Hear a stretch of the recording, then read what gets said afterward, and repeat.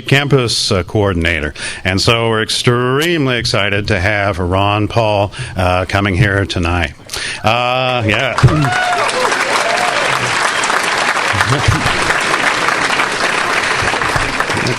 Before we start, it takes a lot of effort to put something like this on. We've had a lot of volunteers who've done a lot of work to get this going. I'd like to recognize them. So for those students who helped out, when I call your name, why don't you stand up and wave for the folks so everybody can get credit for all the work you did. So Jordan Cooper, our sign guy here. There's Jordan. James Ristius is here. James Adams. Okay. Clint Pickard, Nick Weltha, Brian Anderson, Leanne Steffen, and Jacob Bufferding, and Kinsey Brady. So thanks to all of you for all the work you put in. Well, my job now is to introduce the state chair of the Iowa Ron Paul campaign. And here's the nice thing. He is an Iowa State alumnus, graduating in plant breeding in 1974. And this is Dr. Drew Ivers.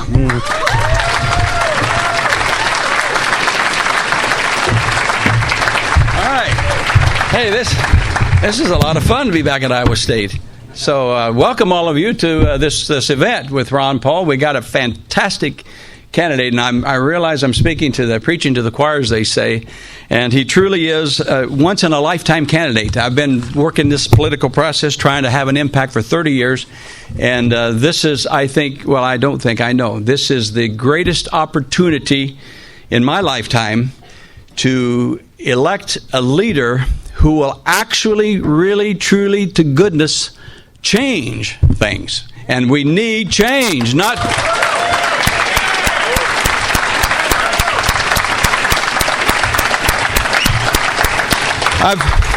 I've watched 40 years of this. 40 years of this, and unfortunately, I've been a lifelong Republican, but unfortunately, I have to have two hands up here. It's both parties have been talk, and no real significant change. Just a little snippet here, a little snippet there, make this socialistic system a little more efficient, and we argue about who can do a better job, but no one is really doing what needs to be done. This country is in desperate shape for strong leadership. Folks, our financial house it's shot. And our Congress is in a state of denial. Our regulatory agencies are out of control. The government is out of control. The economy is, the monetary policies are out of control. And no one wants to admit it, except this man right here. He's the only one I've heard that will actually stand up and tell the truth, and it's a great breath of fresh air. Okay. I'm just about to be warmed up, but I'm going to stop because if I do, then you don't want to hear the rest of it because it's just too long. However, let me do a couple little housekeepings. Lou, you want to be a part of this? All right. Let me do a little housekeeping. And then I'm going to introduce our national campaign manager, Lou Moore. But before I introduce him, some housekeeping, some important things. First of all, did everybody get this little 3x5 card that says name and number? We won it, and we got some guys with some chicken buckets, Kentucky Fried Chickens, donating to our event this day. Just a little joke there. And we want you to drop these cards in there. We want to be able to contact you, plug you into the system. Why do we want you in the system? Because we want you to caucus on that caucus night, January the 3rd. Okay, this is really important. If you don't do anything else, give us your name and number so we can contact you, see what you think about the candidate, and get you plugged in. It's really important. There's another little piece. Just look at this when you get home. This piece right here on the supporting the troops. It's a dynamite piece, an absolute dynamite piece of information where the supporting the troops. Everybody wants to support the troops, and you know who the troops are supporting? 2-1 from the previous candidates. Ron Paul. They're supporting Ron Paul.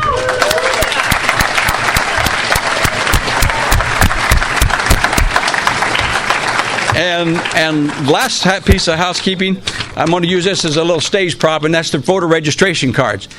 all of you to participate. You got to remember now, this is a caucus state. We're involved in a caucus. A caucus is a party event. Dr. Ron Paul is running on the Republican presidential ticket. It means we have to go through the Republican process. Go to those Republican caucuses. To get there, you have to register Republican. It's a very, very easy thing to do. We've got cards out on the table. If you haven't gotten one, grab a registration card. Simple. Fill it out. You can tear off the instructions, fold it. It's got to put a stamp on it and send it off to your county courthouse, to your county auditor. Okay, any questions on those little pieces of housekeeping? Listen, again, Lou, why don't you come on up? I want to introduce Lou Moore, and just thank you all for coming. We have a fantastic, fantastic candidate. Remember, folks, we have 70 days to change history. Iowa, now this is a serious point here. Iowa has the capability of making major, major impacts in this nation and, of course, shake the world. We have a huge, disproportionate allotment of power in our hands in this room. The rest of the states are just terribly envious of us. Don't let that opportunity escape you. If you have any opportunity at all to delay a project, to delay an issue, delay whatever for 70 days, do so and put this number one priority for the rest of your life, for the next 70 days of your life, okay? Thank you. Lou Moore, our National Campaign Manager.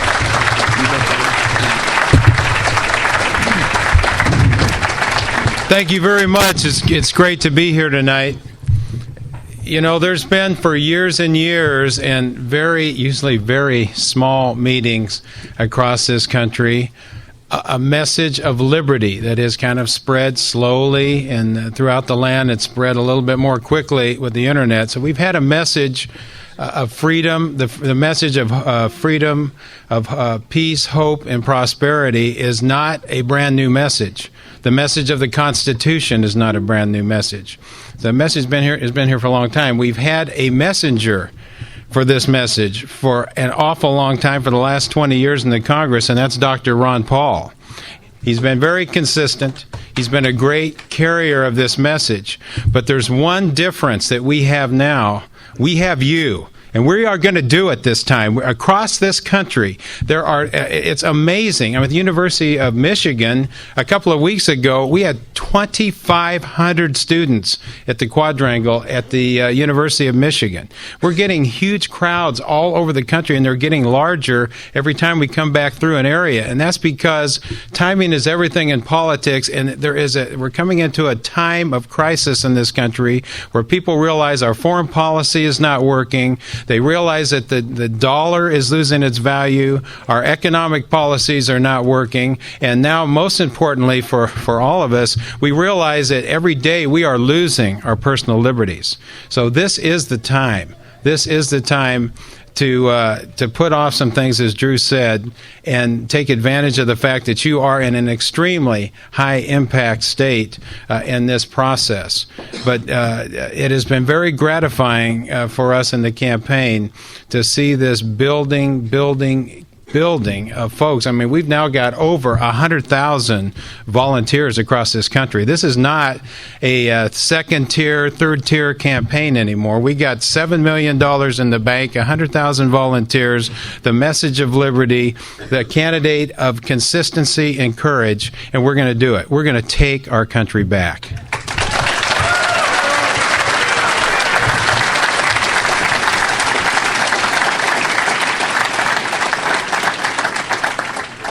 But it's going to take a lot of effort, and I know some of you maybe are just coming here to see what this message is like tonight. Many of you are very committed, but we've really got to, for those of us that are already committed, I think we've really got to reach down and reach for the highest that is in us. Because indeed, we have a corporate structure in this country right now. We have a bureaucratic structure in this country right now that does not want to see the kind of real change that we know needs to happen. There's nobody else to do it. It is up to us. You know, we didn't start with several $1 million. We didn't start with the big media, the big money behind us. We started with a man who has a lot of integrity, and person by person we built this. And I hope we can continue to build it, and I really believe that we can do something that will change the world on January 3rd here in Iowa.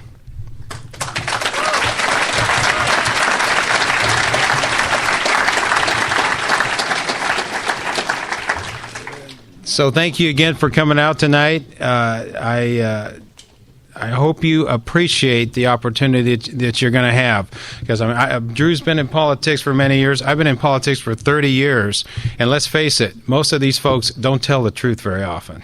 I mean, they really don't. You know, they stick their finger up in the air. They got pollsters. They got focus groups.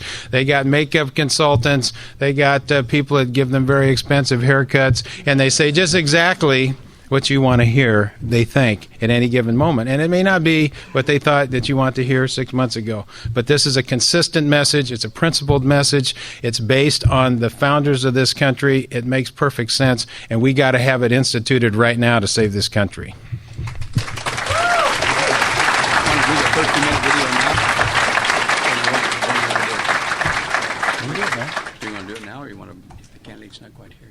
Yeah, we can do it now. You bet. All right. So we're going to have a video for a few minutes to show you some of the things that are happening around the country, and Dr. Paul will be out in a few minutes. Thank you very much.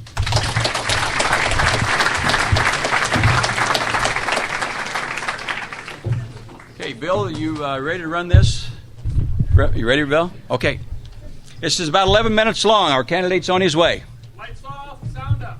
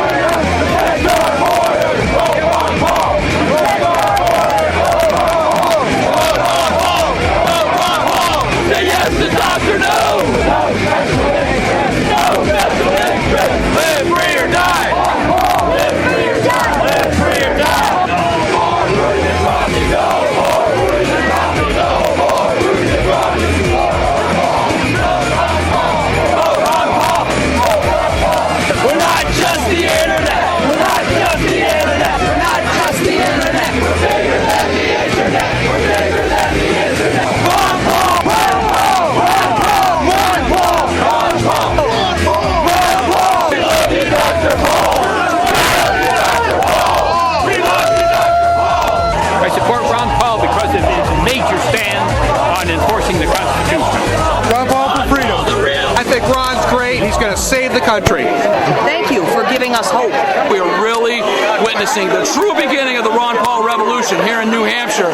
If he wins president, I'm going to get a portrait of his face tattooed on my back. Go Ron Paul 2008, Ron Paul for president, the Ron Paul revolution. Let's do it. All right. All right.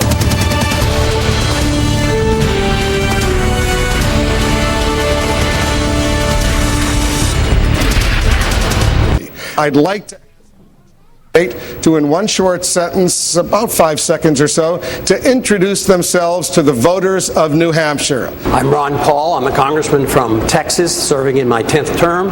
I am the champion of the Constitution.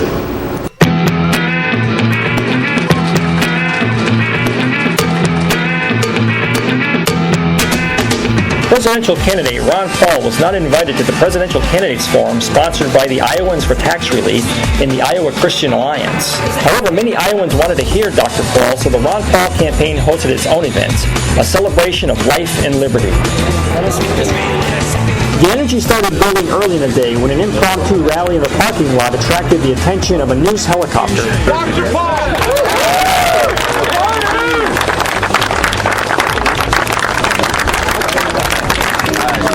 I'm glad you let me join you. This is great. We are so happy. I hear you have a revolution going on. We got a little revolution.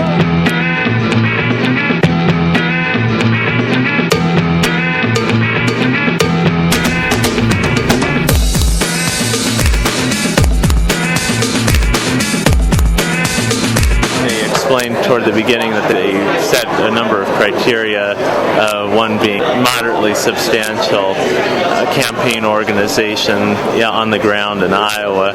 They felt that Ron Paul didn't qualify. All this aggravation ain't satisfaction in me. A little more fight, a little less fight, a little less fight, a little more spark. Close your mouth and open up your heart and baby say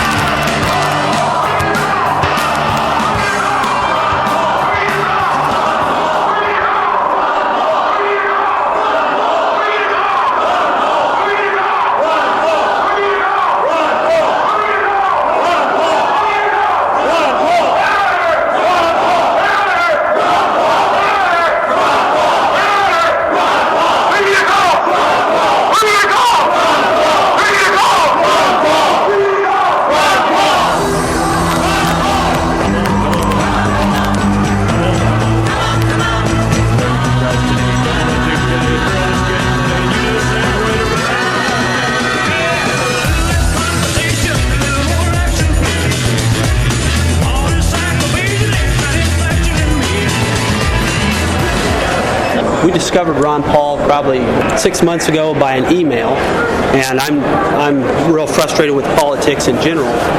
And we heard the message of Ron Paul. He's a constitutionalist. He is for freedom and for liberty. We like what he stands for. His voting record and everything that he's done speaks for itself. We just heard that he was excluded from the forums, and that was a little bit frustrating. And of course heard Jan Michelson on the radio and Ed Thaler basically saying there were no Iowans that supported Ron Paul.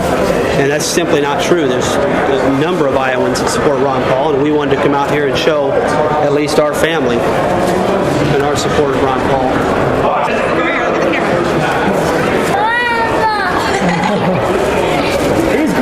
Why we're here? Because we're trying to support our freedom. You don't see people walking down the street shouting, "Hillary, Hillary!" He would be the greatest president we have had since Washington, Jefferson, Madison. I'm going to work hard for him.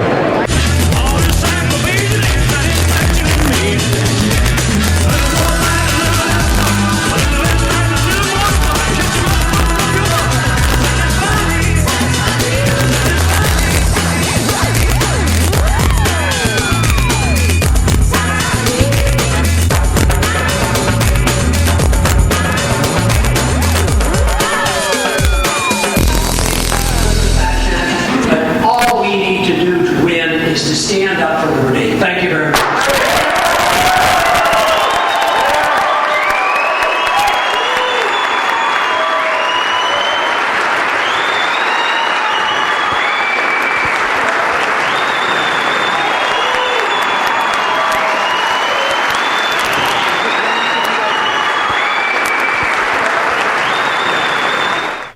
We were at the airport to greet Ron Paul yesterday, and one of the gentlemen that I was introduced to said that the reason he came is because he saw a Ron Paul banner being hung from one of the freeway overpasses. So I think that the word is starting to get out about who Ron Paul is. People are starting to go online to research and watch videos, and so we're going to just continue to do that kind of guerrilla marketing and attract more people to our meetup group, get people involved in a grassroots campaign. It's going very well. You know, we started out with 15 people about 30 days ago, and now we're up to 150.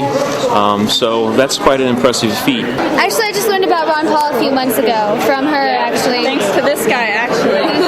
Because I was just looking online, and I just typed it because I wanted to get involved with the campaign, but I didn't have money or time, really. And I found the meetup group, and I was like, shut up, this is amazing. So I showed up, and obviously we did a good thing. You know, we're growing every week. Next meeting, we're going to have to move to a bigger location.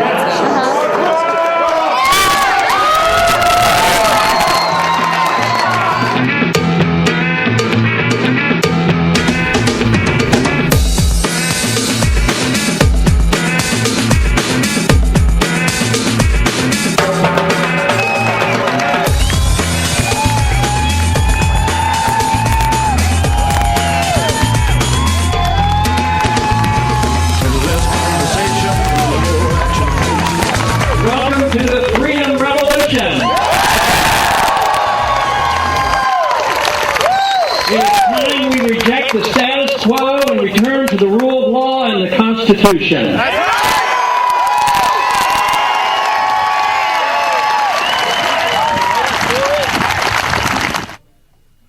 When you try to get Ron Paul and put him in some party, he doesn't fit.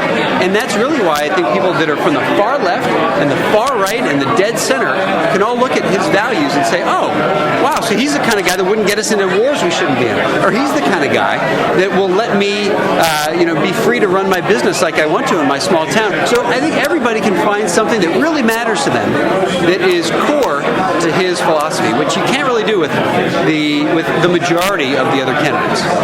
I think in general the people at Google are really positive about the message, especially his views on foreign policy and things like the Patriot Act, and it's really refreshing to see someone who's been consistently against it from the beginning.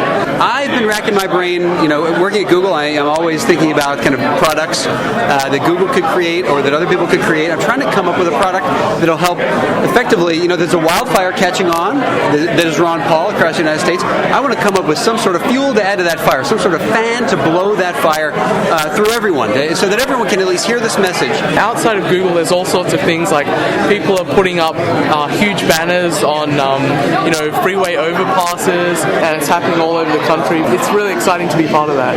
Over the past couple months, I've shown my son. I've said, you know what this means? This is for a guy named Ron Paul, and I've showed him pictures on the web. I said, this is Ron Paul. So yesterday, I said, Gavin, tomorrow you're going to meet a good man, and he said, Ron Paul? I said, wow.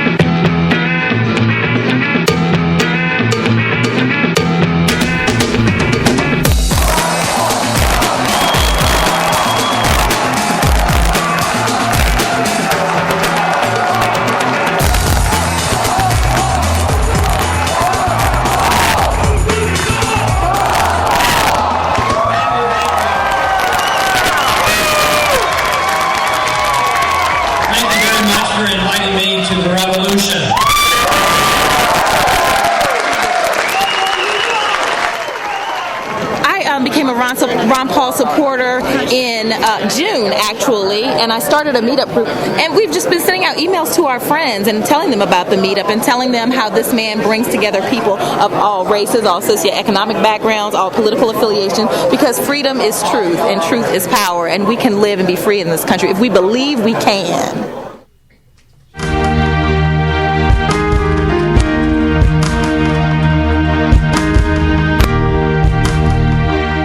We are Americans, divided not by race, gender, education, occupation, geography, religion, or national origin, but united by the knowledge that freedom improves the well-being of every person.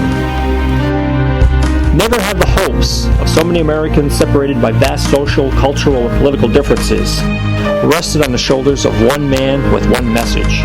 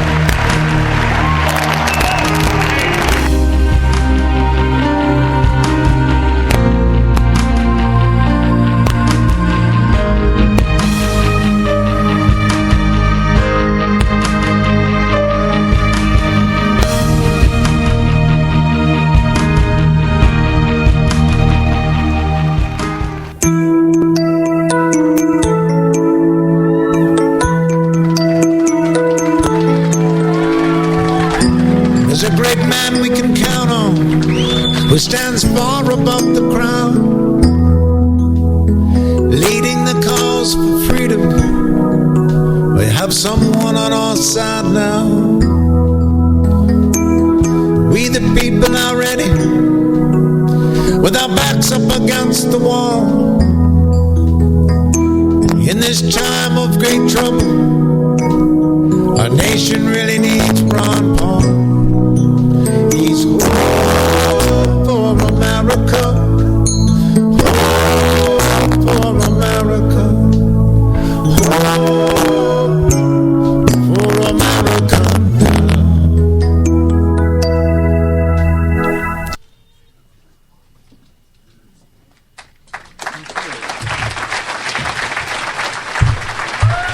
Okay, let's get the lights up. Jeff Jarrett, can you get the lights up?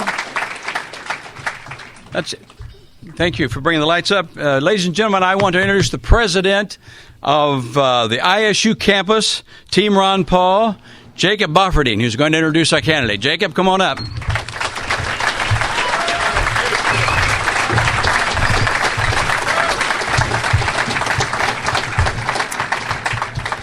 Thank you, Dr. Ivers. Ron Paul is a 10th-term Republican congressman and physician from Lake Jackson, Texas. After graduating from the Duke University School of Medicine in 1961, Paul was drafted into the United States Air Force and remained on active duty as a flight surgeon during the Vietnam War. Afterward, he specialized as an OGBYN, where he delivered over 4,000 babies, some while still as a congressman. In fact, many of his constituents are known to say they have trouble voting against him because he brought them into the world. Paul and his wife Carol have been married for over 50 years, and they have 5 children, 18 grandchildren, and 1 great-grandchild. In Congress, Paul is known as Dr. No for voting against legislation not authorized by the Constitution in his continued pursuit of limited government and a foreign policy of non-intervention. As he once said, "When one gets in bed with the government, one must expect the diseases it spreads." Ron Paul is a star of the internet this campaign with 4.4 million views on YouTube and over 60,000 grassroots supporters on Meetup.com. No other candidate comes close in either category. And the support has led to many poll victories and straw polls and fundraising that's increasing exponentially.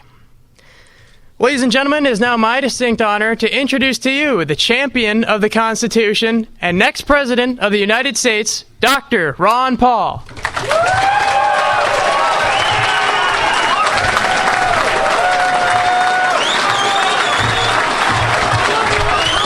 Thank you.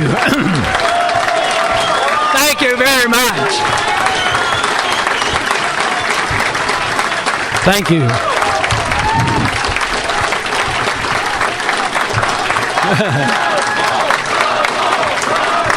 Thank you.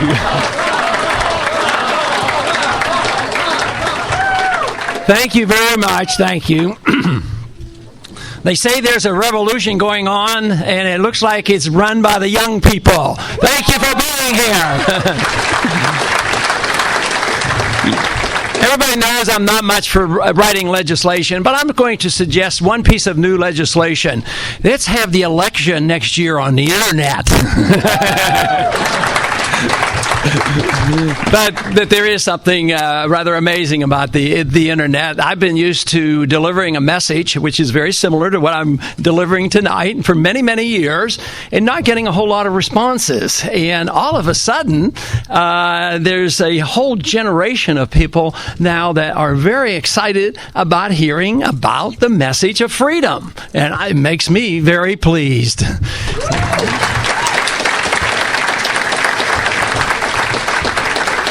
Matter of fact, that's the most common question I get asked by the media. It's asked by me 2 or 3 times today already. And they do recognize that the internet is very important, that we have a lot of supporters, there's a lot of meetup groups, and we've raised a lot of money on the internet. And they'll say, well, what is it? Why are young people interested? And I said, well, every time I meet one that comes to my office and they say, yeah, I've just recently joined the campaign, I ask that question. And generally, it's a little bit different each time, but for the most part, to me, it's a wonderful answer. They say, I like your position on the Constitution, and that makes me feel very good. They say, and we also like your emphasis on saying that the government ought to leave us alone. It's our life, and it's ours to lead.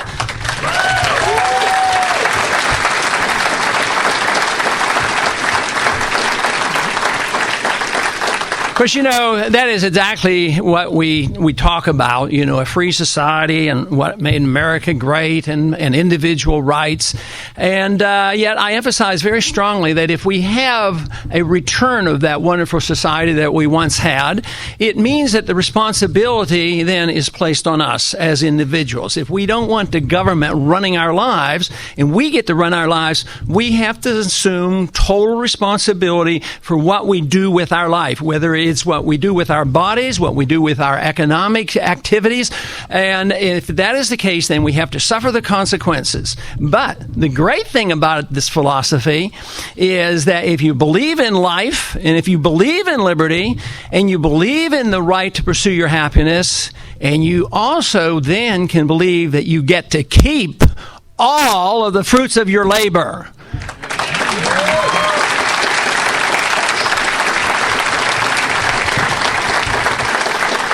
And the consequence of that would be a minor change in our tax code. Everybody said, well, we know you want to get rid of the income tax and repeal the 16th Amendment, and we're very pleased with that position. But what are you going to replace it with? You know what we want to replace it with?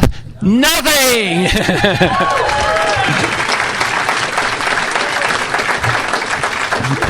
A lot of people say, well, what do the young people think about, and what do they talk about when you talk about Social Security? Because theoretically, there's not a provision in the Constitution that thou shalt set up a Social Security retirement program for the elderly. I mean, it just isn't there. Even though that is not the reason I run for office, I didn't run for Congress on the position that, the first thing on our agenda is to get rid of Social Security. That would be foolish, and it wouldn't work, and all this.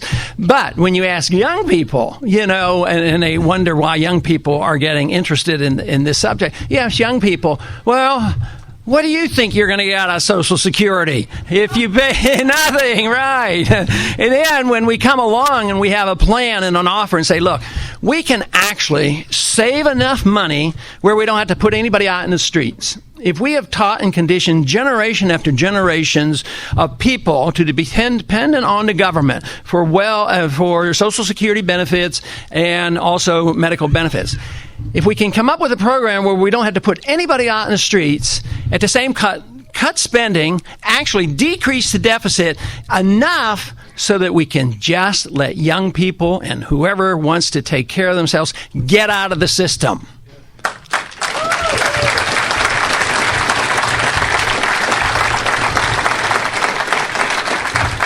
But everybody say that no, that's necessary. They can't work because the younger generation. We need you. We need you to work for a lot of years. And I know your numbers are smaller than those who are in retirement. What we read about 2 weeks ago, the first baby boomer retired, and how many thousands per day now are retiring? Boy, you're going to have to work awfully hard, to keep up. But we don't need to do that. We have to find a place that we can get an agreement on where to cut spending. And I have found it, and it's an easy place. We have found it because it's part of the Constitution. It makes good sense. It will give us a stronger national defense. It's going to make us safer and freer if we do one thing: change our foreign policy. That's what we need.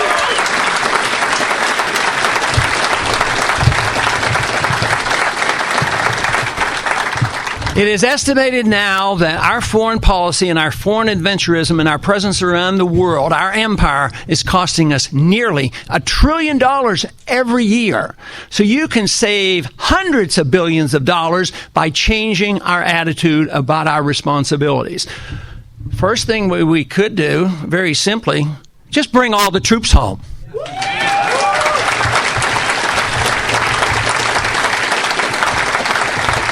Let's give up on nation building and policing the world. Let's give up on those ideas. Unfortunately, in the time that I've been in Congress and involved in politics, there's only been two ways that we have dealt with foreign powers. We have two offers, and that means the American people is ultimately responsible for this. It's either you do it our way or we'll bomb you, or if you do it our way, we'll subsidize you. We'll give you foreign aid. The third way is just be friends with everybody. Just talk to people. Just negotiate. Just have trade with people. Let people travel. Instead of 40 years of sanctions on Cuba, which has done nothing to get rid of Castro, what about allowing our people to trade with Cuba and travel to Cuba? We're not even allowed to travel to Cuba. Maybe they would change their ways.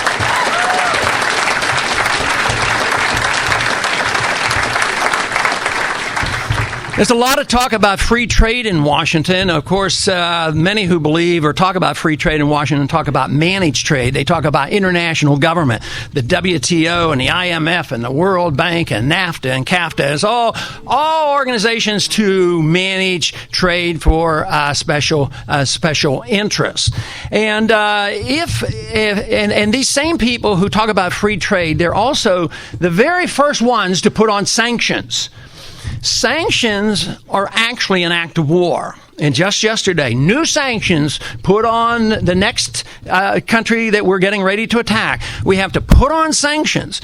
Even when we talk with our allies, say, don't do it, don't do it. Talk to the UN, don't do it, don't do it. But here we are putting sanctions on Iran. We are doing the same thing to Iran right now that led up to our invasion of Iraq. We need a policy that would be implemented immediately, quickly, right away, so we don't go to bombing and invading Iran. We don't need that.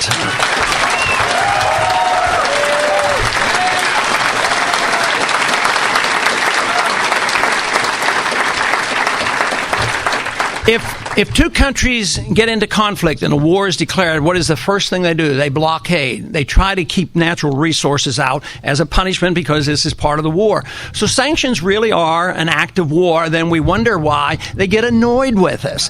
I mean, we had been bombing Iraq for over 10 years. At the same time, there were tremendous sanctions on there. Even when Madeleine Albright was asked, well, you know, this policy has led to the death of 500,000 children in Iraq. Oh, yeah, well, that's the price you have to pay, was her answer. You know, this is, you know, good explanation on why people around the world are annoyed with us. That is logical. What would it be like if another country did to us what we have done to others? You know, do unto others. What about that admonition? What if the Chinese, you know, they look different, they have a different religion, they have a different political system.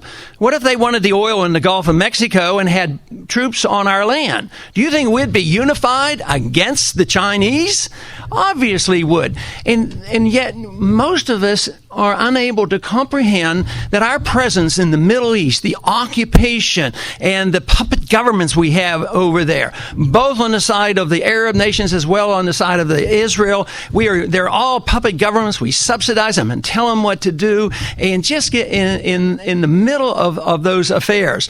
And if we could just take this position of allowing people to manage their own affairs, just think how long we've been involved over there.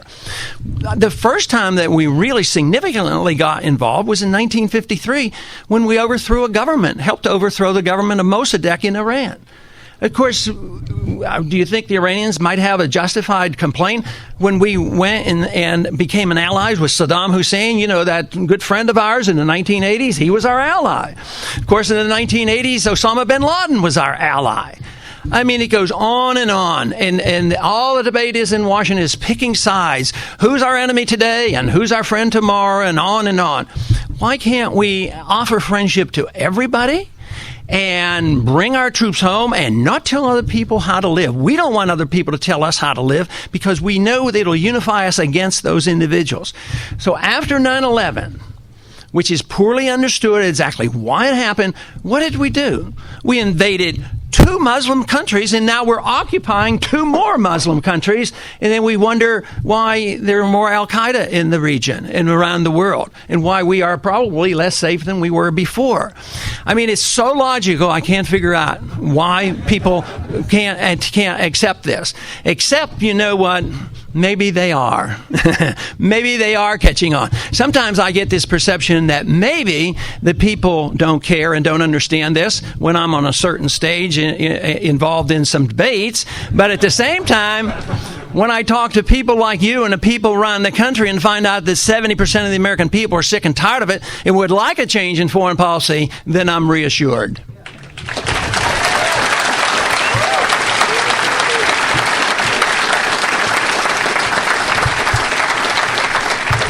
You know, I mentioned the subject of the income tax. To me, the principle of the income tax makes the assumption the government owns us. They own all our income and allow us to keep a certain percentage of it, and that it's a bad principle. Even if the income tax is low, the principle is bad.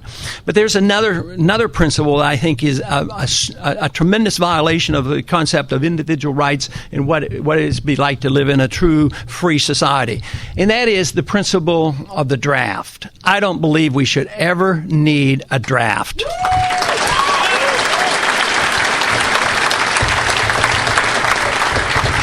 Now, selective service is still around, and the sentiment is we need it around. We need to have all of you registered because things may get out of hand. You know, we might bomb Iran, but we don't want any consequences, no unintended consequences. But just in case, they have plans behind the scenes, and this next time it won't be just the young men. There will be young women. We know about equal rights, the whole works. I believe in equal rights, but equal rights to your life, that you can decide what you want to do with your life. That's what equal rights are all about.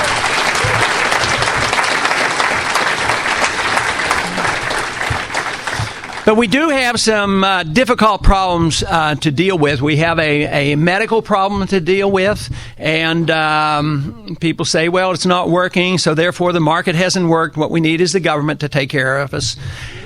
So what do? We go ahead and we hire those people who took care of the problems in New Orleans a couple years ago, and they're supposed to deliver us our medical care. And the truth is our complications in medicine today has come from government, because we've had managed care now for 35 years, and they have mismanaged our care. And we have corporations that run medical care. Most of the profits are left on Wall Street, because the big corporations, the drug companies, the HMO and insurance company, they get to run things. The patients are unhappy. They get shortchanged. The doctors are unhappy. Hospitals are unhappy. And it's a miserable mess. I sort of think that today the argument is what kind of a program are we going to have to deliver medical care from the federal government to each and every one? Can you imagine what it would have been like a few years ago when they invented the cell phone and said, how are you going to get the hands of a cell phone into every single kid in this country? You know, would the government be able to do that? I mean, that would have been a good way to make sure kids never had a cell phone, and it had never been on the... And then they would have regulated the internet, and where would our campaign be if we'd have had the government develop all that stuff?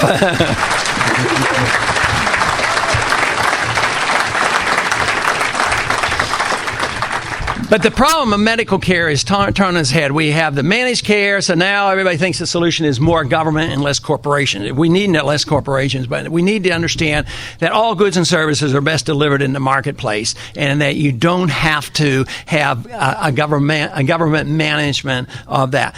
Matter of fact, the government gets in our way a whole lot. And government has interfered in medicine in many ways by canceling out our choices in medicine. Once they get control of the funds, then they tell you whether or not you can use alternative care. And what if you do want alternative care? What if you want to spend your money on nutrition and vitamins? Oh, no, they put hindrance on there. They outlaw that. And now they want all this to be controlled not only by our FDA and our federal government, they want the WTO to start controlling our health care and alternative health care available to us. So the government gets involved very often in medicine when they should. There's a program on right now that I fought and lost the fight on. They've instituted a new program that is mandatory health testing of every single kid in public school. And the purpose is, maybe some of them need some help, and we don't want anybody to be missed. But it turns out on these test programs that 10 to 15% of them are put on psychotropic drugs. And we know that there's a lot of question. There's probably a few who benefit, but there's a lot of unintended consequences from that. But the drug companies like it, and the government, the do-gooders like it, and they want to test everybody and put these kids on these drugs. But then again, there's other types of choices in medicine. Now, if you come along and you have a member of the family or somebody's unfortunate, they have cancer, or they have AIDS, they're on chemotherapy, and they're having a difficult time, and they have made the discovery that marijuana is helpful to them, and the state legalized it. What do at the federal level? We're putting people in prison who are sick and are getting benefit. And it's back to the old idea. Who's to make these choices? Should it be some bureaucrat, authoritarian do-gooder who wants to legislate virtue by telling us what we can do with our own bodies and our own medical care? So I think that the principle that it's your choice, especially the principle that when the state is involved in regulating and legalizes something, the last thing we need is a federal government coming down and arresting people and putting people in prison when they have never committed a violent act, because they have used drugs. I think that should be changed.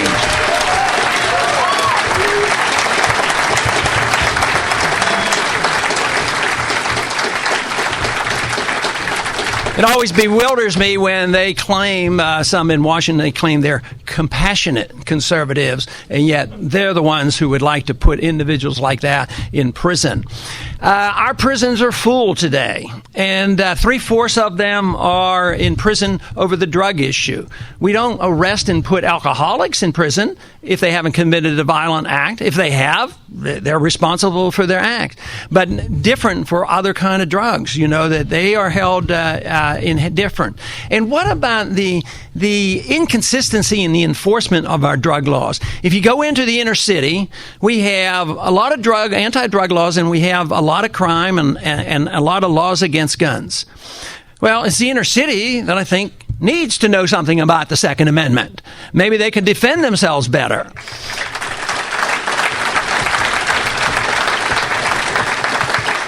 But also, there's something very unfair about how minorities are treated in the inner city. If they're arrested for the use of drugs, the odds of them going to prison is overwhelmingly higher than if you happen to live in the suburbs and not be a minority. Very rarely do those individuals go to prison.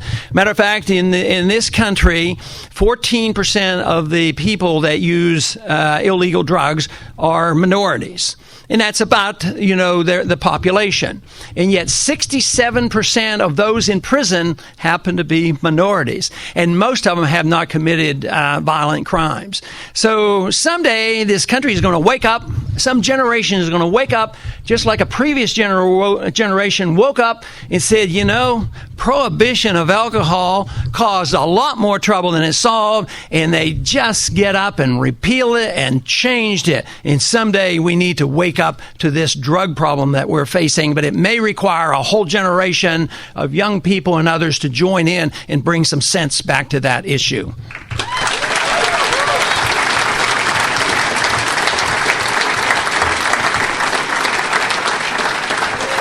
I believe it was in 1919 when Prohibition was passed. The interesting thing about that was there was a lot of respect for the Constitution back then. They actually thought, we want to keep everybody from drinking beer and a few other things, so we're not allowed to do that because the Constitution doesn't give us the authority.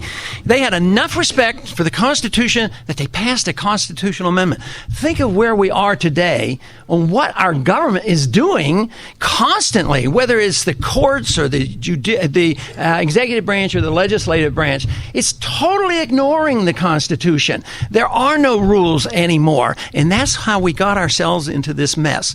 When the resolution came before the International Relations Committee, on which I sit, dealing with giving the president the authority to go to war at his whim. I, of course, strongly objected all along because I had seen this coming for a long time. That I said in the committee, I'm going to offer a substitute amendment. It's a declaration of war. I said, I'm going to vote against this amendment because I don't want to go to war. But if you're going to go to war, this is the way you're supposed to do it. You're supposed to declare the war, get everybody behind it, get the people around it, have a full debate, and go and win the war. Of course, they didn't even know who they were declaring the war against was the whole problem, and so they couldn't do it. But what was told me, and it was so disgusting. The chairman of the committee said, that part of the Constitution is anachronistic. We don't use that anymore. And then another one said, Ron Paul, he said, you bring up these frivolous things like the Constitution. And that is how much respect they have. And of course, the results are very obvious. The government is in everything. They run our lives, they run the economy, and they police the world, and they go to war without declaration, and nobody assumes responsibility in the Congress at all. I'm running for the presidency, but I have a different type of campaign, very obviously. And my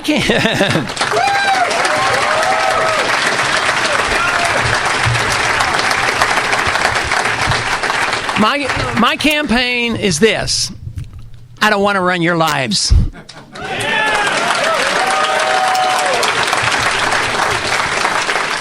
everybody has different values, so I wouldn't know what to do. I don't have the authority to do it, and it's not under the Constitution. I don't have the moral right, so I don't intend to run your lives. Also, I don't intend to run the economy. I haven't met anybody in Washington who has the vaguest idea about how to run an economy. The people run the economy in a free society. You don't have 5-year planning programs. That's called something else that we know about that never works and collapses. But Washington can't run the economy. Central economic planning, think of FEMA, and think of the Department of Homeland Security, and think about Katrina, and that's central economic planning. Think about the mess we have in medicine, all these things. Think of how well education has been improved since we had the Department of Education. Central economic planning doesn't work. So I don't want to run it. I don't have the authority to, and it's just incomprehensible. But then again, I don't want to run the world. I don't want to police the world.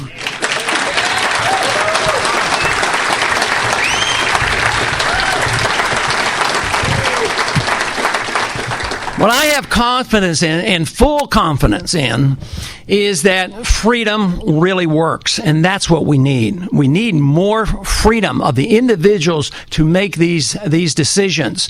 And if we want prosperity, and if we want people to do good things, let them decide on their own to do this. And we don't need to be imposing ourselves around the world, because this is what the country was all about. This was the greatness of America and the greatness of our Constitution. It was designed to protect liberty. If you look carefully and read carefully the Constitution, it's a lot of thou shalt nots. Thou shalt not do this and this. And it was designed to restrict the government, not to restrict the people. And this is what we need.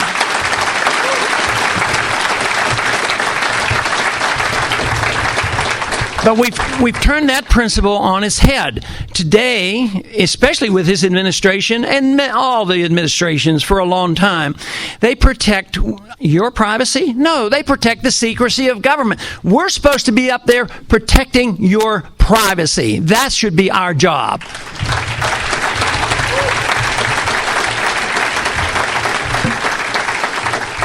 The wonderful thing about freedom and this whole message is how it brings people together. I am just astonished about how this happens. And it's non-confrontational. We're not judgmental. We can be judgmental about ourselves and judgmental about our kids and what we have responsibility for. But if one person wants to use their life in one way and somebody else in another way, freedom means that we don't deal with that. That's not our problem. We can do our best to educate and influence and teach as a physician. I certainly can do a lot, and as a parent and as a grandparent. But when it comes to government doing that, telling people how to live, they have to only do that at the expense of liberty. And today, though, of course, we've accepted this notion that the federal government is going to take care of us continuously. But in the economic sphere, this whole idea that you can work hard and you have incentives and you can keep the fruits of your labor, and you say, yes, but there's going to be poor people. There will be poor people, and there will be people that will need help. But there will be a lot fewer people that will need help. There will be a lot more wealth in the country, and we still are a very generous nation.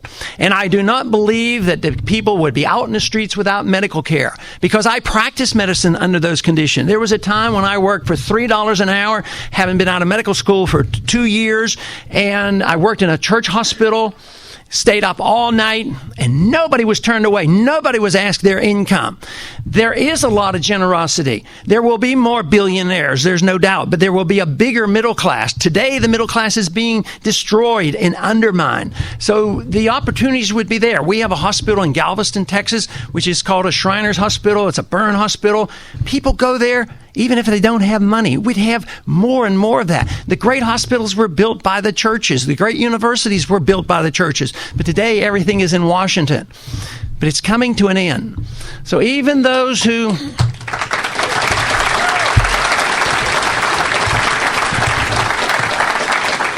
Now, of course, the applause is that we are going to bring it to an end gracefully and smoothly, and there will be no problems, and hopefully that is the case, and that's what I work for. But It will come to an end. If we don't change and move into this more graceful, deliberate manner of stop the spending over here and helping people out and releasing this creative energy that we need and want, what will happen is we are going to destroy our money. And that is what we're in the process of doing. This is the first presidential campaign, where this has become a very important issue. It has been in the past. It was important at the time of our Constitutional Convention after the runaway inflation of the continental dollar. Jefferson and Jackson talked about the central bank and got rid of them. Now, if there's a sneaking desire on my part, if I were to become the president, it would be sort of neat to be a Jefferson or Jackson and get rid of the Federal Reserve System.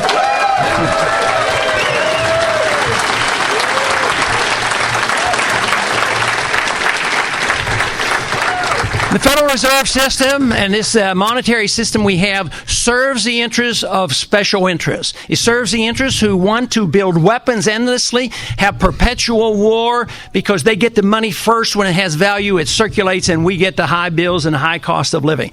Even the poor who pay no income tax pays the inflation tax, because their inflation rate may well be 15% if they're paying medical costs and energy costs and food costs. Their cost of living goes up much faster than those who get the money and get to spend it on Wall Street, the politicians who spend it politically speaking. If you're in the banking business, you can participate in fractional reserve banking, and they have all these advantages. A lot of powerful special interests that do not want to have the monetary system tinkered with. But if you look throughout all of history, and if you look at all the wars and the empires that have come and gone, they usually end inevitably by the destruction of the money, because they always inflated. They inflated in the old days by diluting the metal or clipping the coins. Today, it's much more rampant. It's more sophisticated. They only have to use a computer. They can create, just like when the housing bubble collapsed, they created like $100 billion in 1 week, and that, obviously,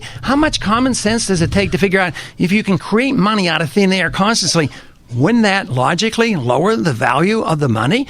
Now, we've gotten away with this for a long time because we had the dollar was as good as gold. It was backed by gold up until 1971. In these last 36 years, the dollar has sort of maintained a mystique. The foreigners say, well, they're a powerful military force, powerful economic force. We'll take their dollars, even though we were counterfeiting the dollars, and they have. This helped to create this imbalance in trade. It's much easier to print money than to go to work and build cars, so we'll just print money. And as long as they would take the money, and they have up until now.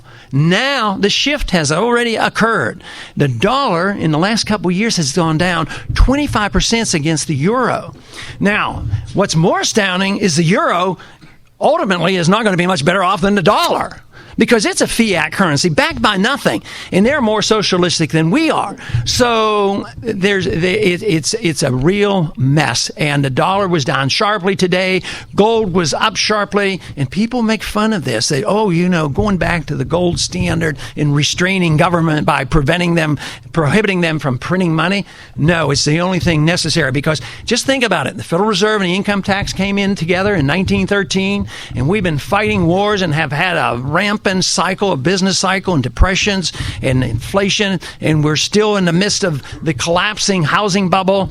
But the big one is the collapse of the dollar bubble. And the dollar has broken through some very key levels. It's because whether it's the spending for the welfare or spending for the warfare, members of Congress aren't responsible. They do tax way too much. They do borrow way too much, but they resort to borrowing from the Fed, and the Fed creates the money. That is an issue that nobody is going to be able to avoid thinking about, because when you think of the cost of living going up and interest rates going up and the standard of living going down, which it is, the standard of living for the low middle income and middle income classes is going down. The characteristic of runaway inflation, or any type of inflation, is the transfer of wealth from the middle class to the wealthy. And inevitably it can lead to political chaos. That's what we want to prevent. And it's not that difficult. Common sense. Having a different foreign policy. merely following the Constitution. If we got these problems by not obeying the Constitution, why shouldn't the solution be so simple as only sending individuals to Washington, whether it's the House or the Senate or the presidency? Make sure that they understand the Constitution and you believe them when they take the oath of office. They all take the oath of office, but I don't think they have the vaguest idea what it really should mean. So this is up to us. It's not up to one individual. One individual can't do it. A whole country has to change and has to have an understanding. If you're going to change the tax system and the monetary system, the welfare system, and the foreign policy, we as a people have to realize it's in our best interest. And that is when it will happen. I think it's practically miraculous on what has happened in the last 12 months. Not me and not what I've done, but it's miraculous to find out that there have been so many who had already been informed and were just waiting for somebody to ignite these issues and bring them about.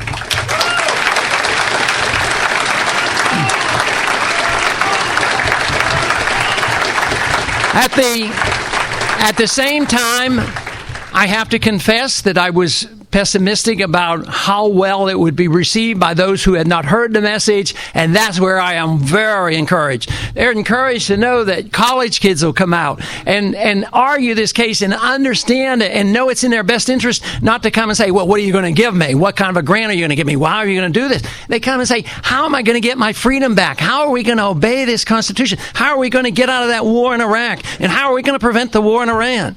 I mean, this is fantastic that the young people are rallying to this. And we can be very grateful that the means of communication now is unbelievably swift. Something that wasn't available 20 or 30 years ago. When I first went into Congress, it was a lonely, lonely fight. To even find the literature, you had to search out sort of groups that might publish books, and it was hard to find the information. It didn't come from our universities.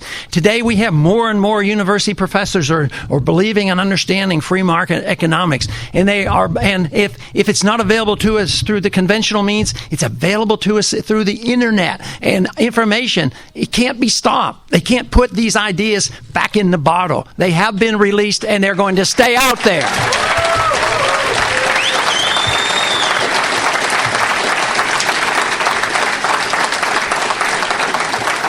There's every reason to be very hopeful, although we can't guarantee there will not be any rough deals along the way. But we're much better off than any other country facing these crises because we've had better traditions. We've had the tradition of the rule of law. We've had the tradition of private property rights. We've had the tradition of knowing how important voluntary contracts are. So we've had traditions much better than, say, the Soviet system and other dictators. So restoring that, it will not be as difficult. But if we do have the continuation of the depreciation of the dollar, we will have an economic crisis. But if we have our freedom, we do not have to worry about our prosperity. We do not have to worry about it. If we continue to do this and we don't change our way, we will have to worry about our freedoms and our prosperity. But if we have our freedoms, and if the government can do the very minimal things like keeping taxes low and regulations low and give us a sound currency, believe me, the American people will go back to work and they will have the incentives and we will be able to design a program of peace and prosperity that we will all be proud of. And I thank you very much.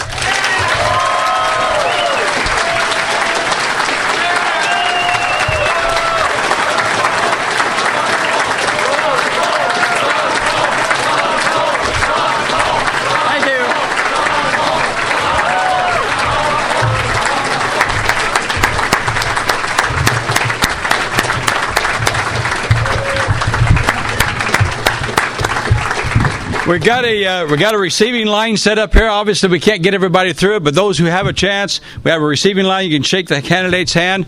And don't forget about those registration cards. You can pick them up on the way out the door, and be sure and deposit your name ID cards out the door.